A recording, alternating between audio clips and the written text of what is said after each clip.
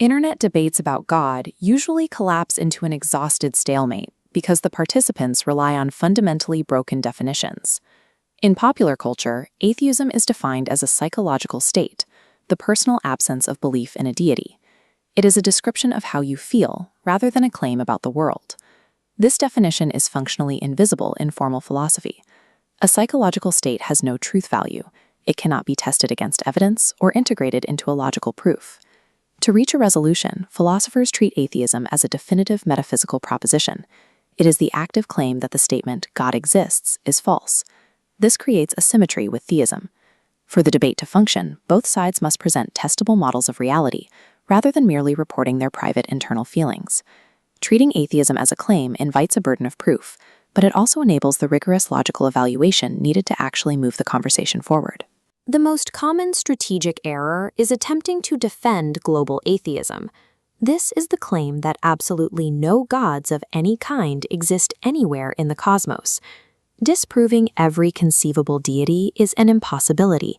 It requires refuting an infinite variety of concepts, from abstract pantheistic forces to specific mythological figures like Neptune. Academic philosophers solve this by narrowing the scope to local atheism. They do not attempt to disprove every possible god. They target one specific, influential definition. That target is omnitheism.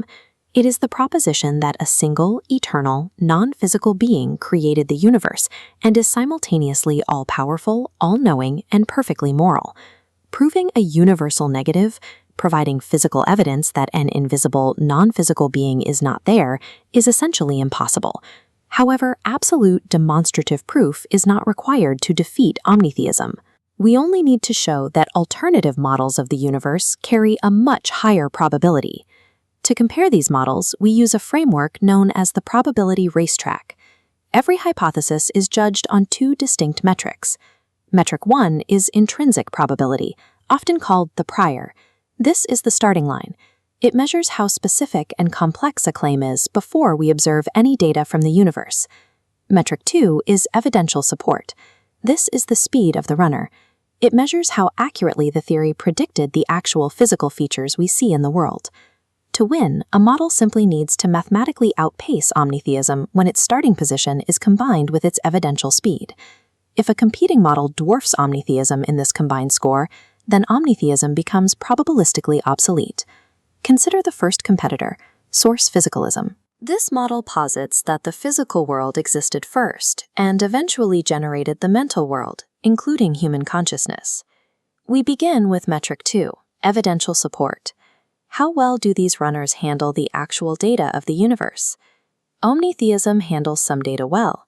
If a supreme mind created everything, the existence of consciousness and the fine-tuning of physics are expected outcomes. But source physicalism also predicts our reality. It expects consciousness to be strictly dependent on physical brain matter, and it expects a universe that is mostly an empty, hostile vacuum. This chart tracks the evidential support. Since both models predict the observable features of the universe with roughly equal accuracy, they move at the same speed. It is a functional tie. To break this tie, we look at metric 1, intrinsic probability.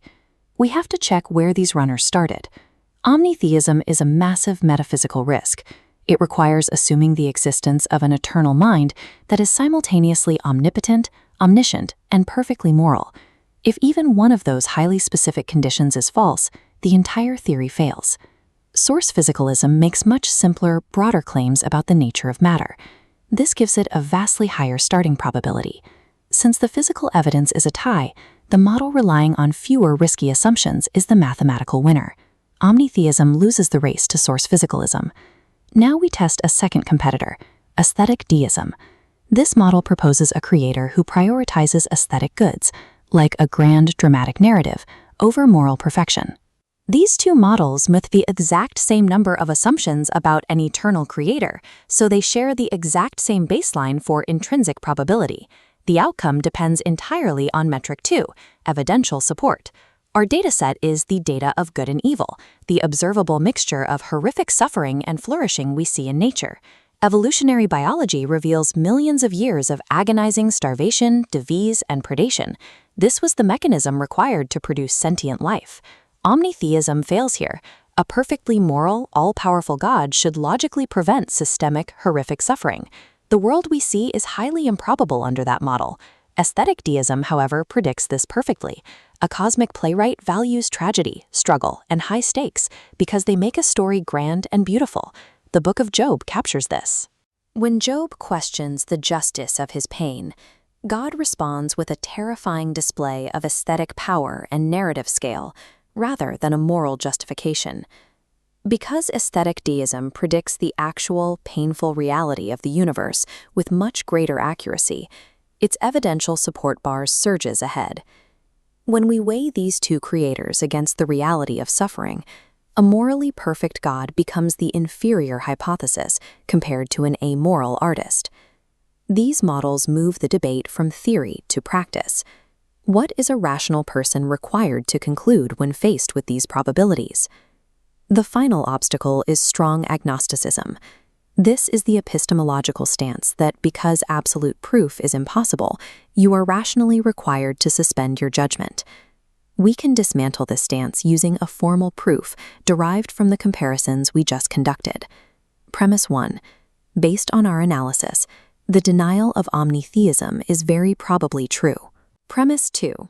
If a proposition is mathematically shown to be highly probable, belief is rationally permissible. Therefore, you cannot be rationally required to withhold your judgment. Strong agnosticism is false. We do not need 100% deductive certainty to form a rational belief. Epistemology only requires that we follow the weight of the evidence. By setting aside the stalemates of popular debate and using the tools of comparative probability, philosophy provides a clear path forward. Rationality doesn't demand an impossible proof. It simply demands that we follow the superior model.